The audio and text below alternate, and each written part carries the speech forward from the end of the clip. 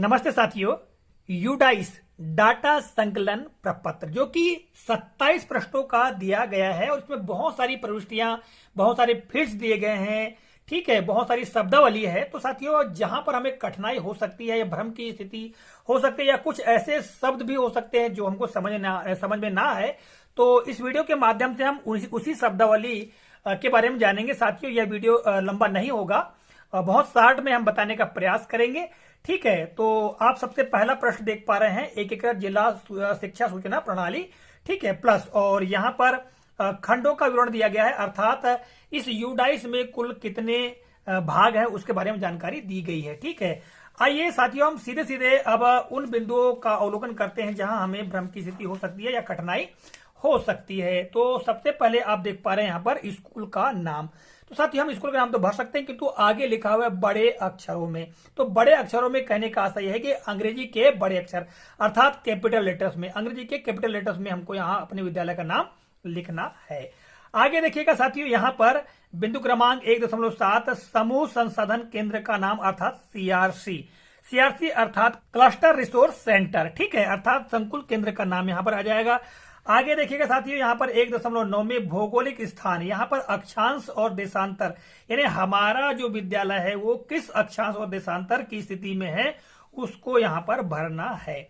इसके पश्चात देखिएगा संपर्क विवरण, यानी स्कूल संपर्क विवरण। तो देखिएगा विशेष तौर से लैंडलाइन नंबर आजकल नहीं है। ठीक है, ये तो थोड़ा डेस आ जाएगा, और जिस विद्यालय में लैंडलाइन नंबर है तो वो उसको भर देंगे, उसका एसटीडी कोड भर देंगे, और यदि नहीं है तो यहाँ पर डेस रहेगा या दिक्कत रहेगा और सीधे मोबाइल नंबर यहाँ पर आ जाएगा।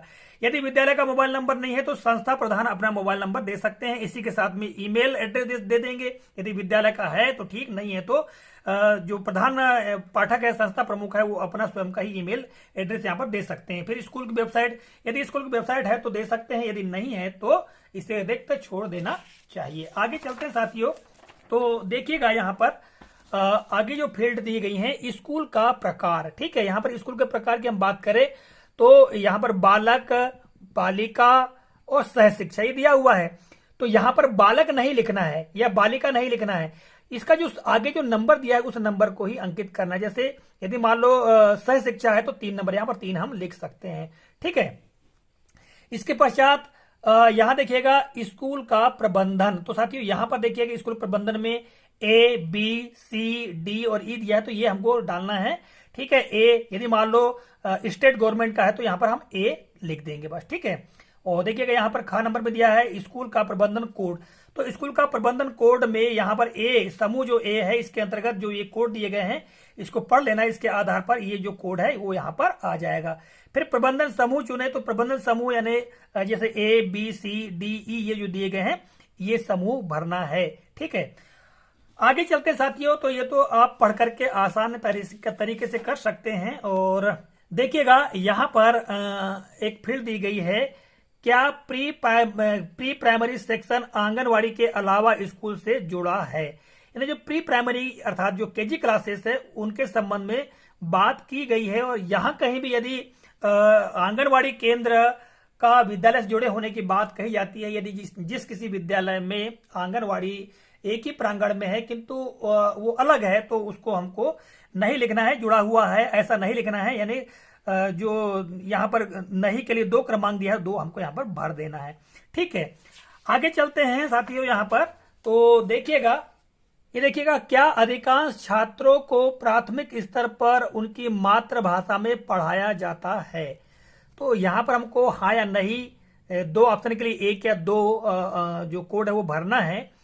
तो साथ ही क्या अधिकांश छात्रों को प्राथमिक स्तर पर उनकी मातृभाषा में पढ़ाया जाता है। तो देखिएगा जिस क्षेत्र का विद्यालय है तो उसी क्षेत्र की भाषा में बच्चों को पढ़ाया जाता है, तो उसमें हाँ आ जाएगा। इसके पश्चात स्कूल में पढ़ाने का माध्यम क्या है, यानी किस माध्यम से पढ़ाया जाता है, तो उनको घटते क्रम में भरना है, माध्यम 1, माध्यम 2, माध्यम 3, माध्यम 4। तो सबसे पहला माध्यम हिंदी आ जाएगा, हिंदी के विद्यालयों के लिए। ठीक है, दूसरे क्रम पे अंग्रेजी।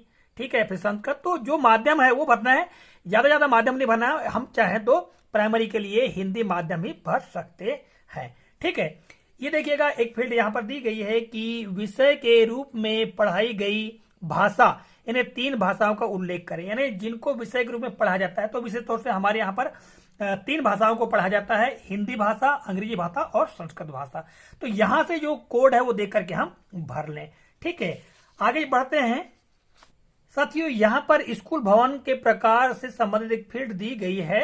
ठीक है, तो यहां पर देखिएगा विवरण, स्कूल में उपलब्ध सक्रिय बिल्डिंग ब्लॉक्स की कुल संख्या।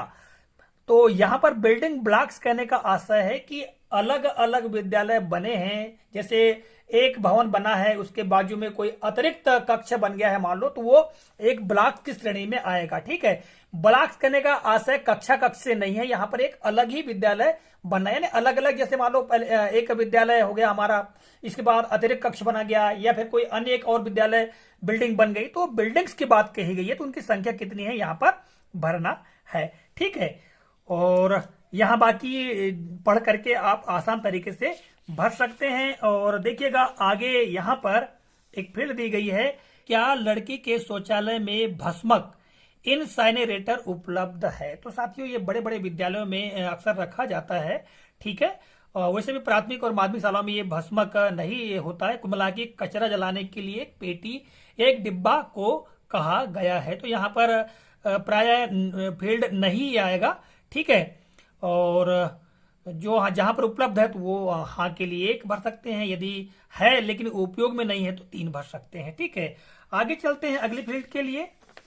साथियों यहां पर आप देख पा रहे हैं क्या स्कूल में पुस्तकालय की सुविधा, बुक बैंक, रीडिंग कॉर्नर है। तो यहां पर देखिएगा पुस्तकालय, फिर बुक बैंक और रीडिंग कॉर्नर, तो इन तीनों में थोड़ा अंतर है। पुस्तकालय का आशय बच्चों को पढ़ने के लिए कहानी या अन्य प्रकार के साहित्य की छोटी छोटी किताबें, ये आशय होता है, और ये हमारे विद्यालय में निश्चित तौर से पुस्तकालय है।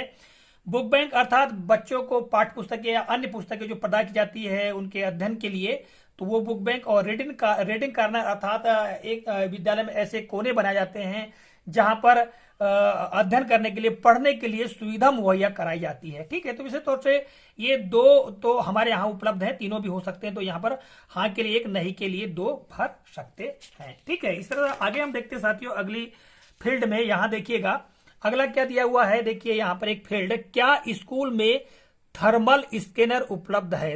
अब ये थर्मल स्कैनर क्या कहलाता है, किसे कहते हैं। तो साथियों थर्मल स्कैनर जो है वो एक प्रकार का ताप मापी है।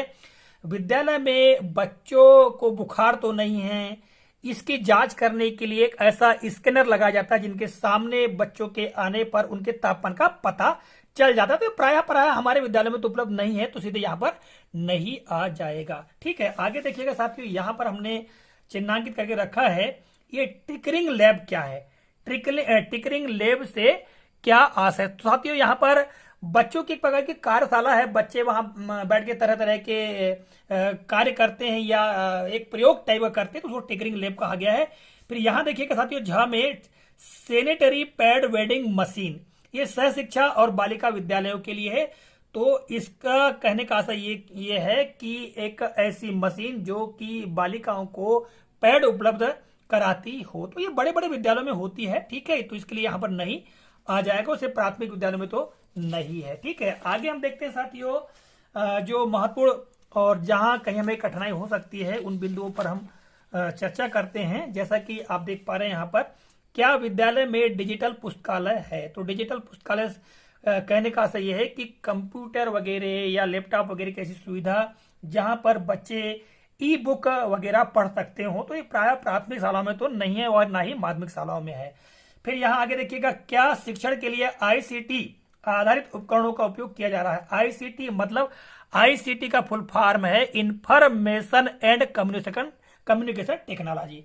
तो कुल मिला के कंप्यूटर वगैरह जो है, लैपटॉप वगैरह है, यही इसके अंतर्गत आएंगे। ठीक है, और आगे चलते हैं और यहाँ पर देखिएगा साथियों उपस्थित शिक्षकों की संख्या के ख बिंदु में यहाँ पर ऊपर दिया गया है शिक्षण कर्मचारी यानी नियमित शिक्षक संख्या।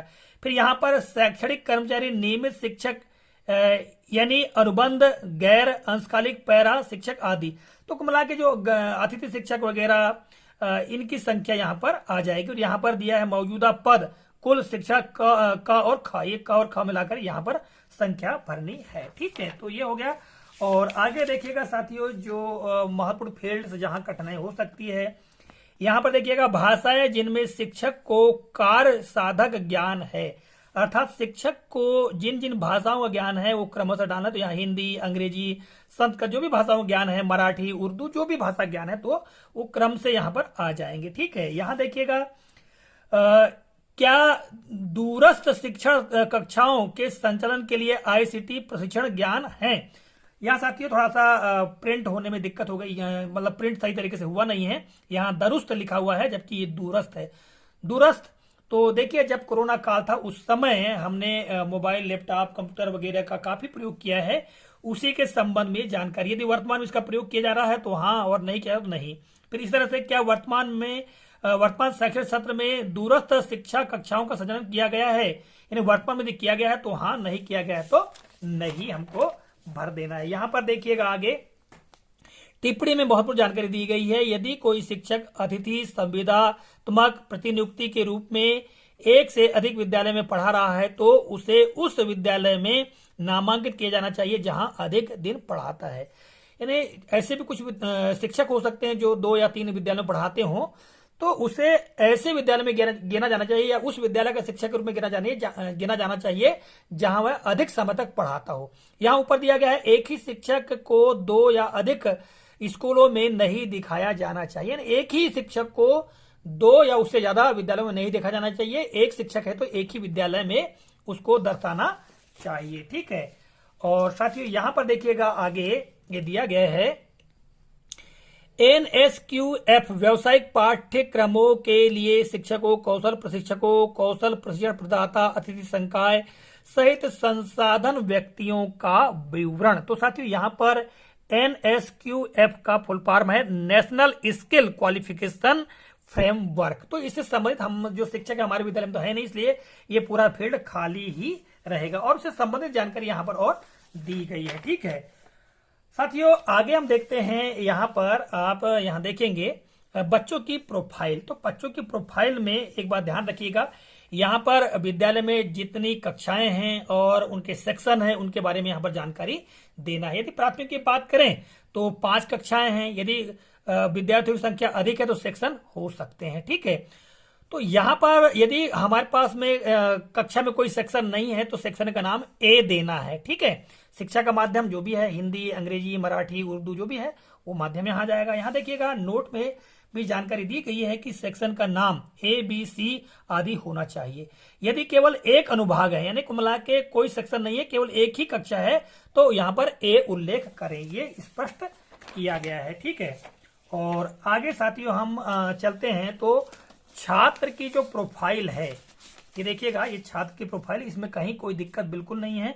हम आसान तरीके से विद्यार्थी की जानकारी को भर सकते हैं यहाँ। और साथियों यहाँ पर मोबाइल नंबर से संबंधित फील्ड दी गई है, जैसा कि आप देख पा रहे हैं मोबाइल नंबर छात्र, माता पिता या अभिभावक का। तो विशेष तौर से प्राथमिक में तो माता पिता या अभिभावक का ही मोबाइल नंबर है, उस मोबाइल नंबर को भर देना है।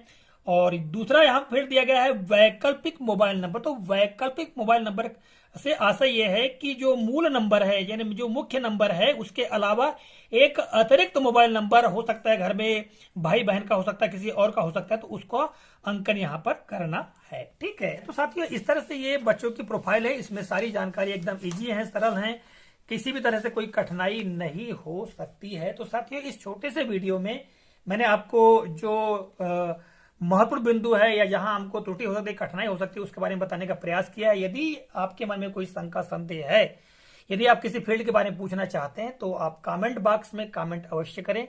तो आज की इस वीडियो के लिए बस इतना ही, मिलेंगे अगले कालखंड में, तब तक के लिए जय हिंद।